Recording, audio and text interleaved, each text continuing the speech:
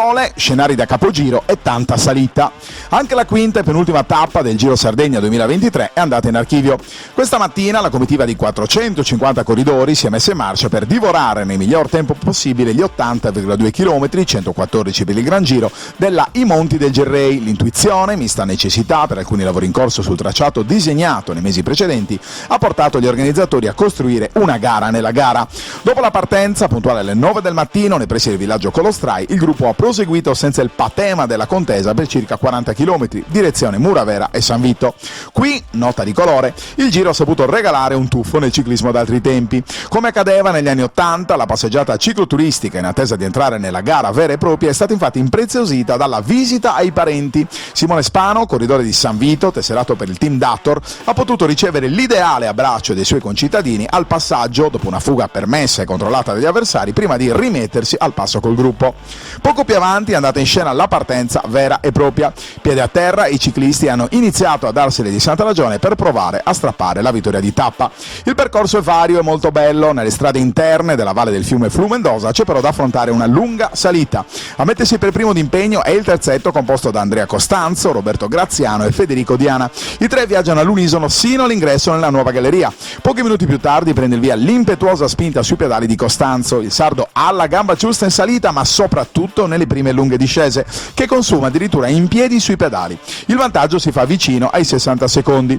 Dopo poco c'è però da fare i conti con la qualità di Raimondi, Monda e Vidoni. Quest'ultimo si conferma protagonista di prove di livello, riuscendo ad attaccare più volte nel corso della gara. Prima però si assiste a un recupero del gruppo di testa, che viaggia compatto in 7 elementi per almeno una decina di chilometri, sempre in salita. Tra questi, come è successo martedì, c'è anche la maglia rosa del Medio Giro Simone Cerio. Vidoni alterna nuovi attacchi, Raimondi non si fa sorprendere e gli sta a ruota. All'arco, posta l'uscita di Villa Assalto, inizia la lunga discesa utile a recuperare le energie. Il tratto spettacolare perché ricongiunge Medio e Gran Giro, un saliscendi di corridori gestito con grande responsabilità da atleti e addetti ai lavori. Dopo la discesa è però nuovamente tempo di fare sul serio. Vidoni continua a tirare il gruppo, Raimondi sta al passo, lo supera di impeto e programma la volata finale. Lo sprint è ancora una volta concordato, Vidoni lascia la presa e sale in cattedra il lavoro di squadra del team AS Amig, che nulla ha da invidiare a un team professionistico, che porta al traguardo Raimondi, lascia inalterata la maglia rosa del Giro e acclara la precedenza tra corridori degli stessi colori. Nel Medio Giro femminile ancora una netta affermazione di Pain Antigone. L'atleta francese è stata nuovamente capace di stare al passo degli uomini sino alla salita finale, chiudendo il confronto in 1 ora 29 primi e 17 secondi davanti a Francesca Sassani, 3 primi e 22 secondi di ritardo, e Judith Gerber, 6 primi e 11 secondi di ritardo. Sempre nel femminile, ma nel Gran Giro, bel colpo di reni di Annalisa Prato, la portacolori dell'Officine Matteo, ha chiuso in 1 ora 54 primi e 120 millesimi di secondo, staccando di 44 secondi Roberta Bussone, ma soprattutto di ben 3 primi e 10 secondi Jutta Stienen. Il successo vale la conquista della maglia del Giro, che si deciderà, visti gli appena 26 secondi di distacco, soltanto nell'ultima durissima tappa di domani. Nel Gran Giro maschile, infine, ancora un successo per Luca Raggio, che chiude in 1 ora 44 primi e 34 secondi davanti a Benedikt Elbig, e allungando il vantaggio dall'inseguitore, l'olandese Van der Sloot, giunto terzo.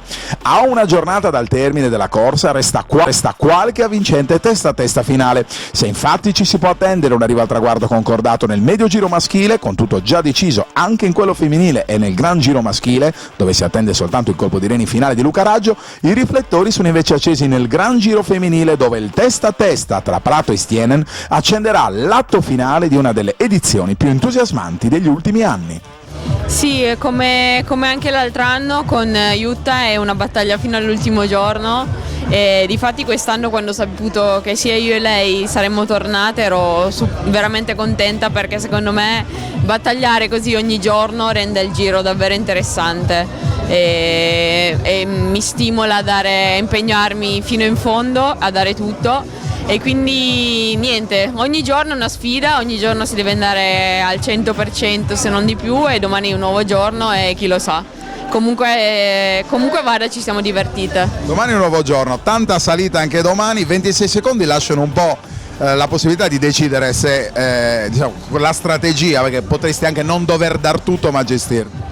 Ma la parola gestire non mi piace mai troppo, nel senso che io stessa non ho mai tanta fiducia nelle mie possibilità, per cui io Sicuramente cercherò di controllare cosa fa lei e dove lei, però poi quando vedrò la salita darò quello che c'è, tutto quello che resta nelle gambe per non avere rimpianti in ogni caso. Vince ancora Raimondi, in un arrivo di fatto concordato, ora la curiosità, hai perso un secondo dai tuoi compagni di squadra, che cosa succederà domani? Ma domani c'è l'ultima tappa, ancora la salita, però abbiamo visto anche oggi più o meno in salita siamo sullo stesso livello, quindi credo che la classifica ormai sia delineata. Vediamo, c'è un ultimo successo di tappa, cerchiamo di prendere anche quello, per la classifica è delineata così, va bene. Avete dato la sensazione di essere un team organizzato veramente come a livello professionisti? Sì, anche poi c'è da dire io che gli altri due ragazzi che siamo ai primi 3 posti, siamo anche amici anche fuori dalla bici, questo sicuramente ci aiuta anche in corsa a andare d'accordo e a fare un bel gioco di squadra. Una piccola analisi della gara di oggi? Ma la gara di oggi era molto dura, ha provato ad attaccare il quarto in classifica, l'ho seguito io e poi quando ho visto che avevo ancora energia ho provato ad allungare da solo e poi a quel punto insomma hanno deciso le gambe, Simone è rientrato all'ultimo chilometro e siamo arrivati senza volata, ma praticamente un arrivo in parata. Domanda secca, c'è una gerarchia tra di voi? No, infatti più o meno siamo arrivati sempre lì, ha deciso, vedi, distacchi un po' la cronometro e non è che siamo partiti con una gerarchia, ci siamo giocati le nostre carte insomma. Col vincitore uscente del Giro Sardegna edizione 2022, Andrea Costanzo, sardo che oggi ha dato la sensazione addirittura di potercela fare.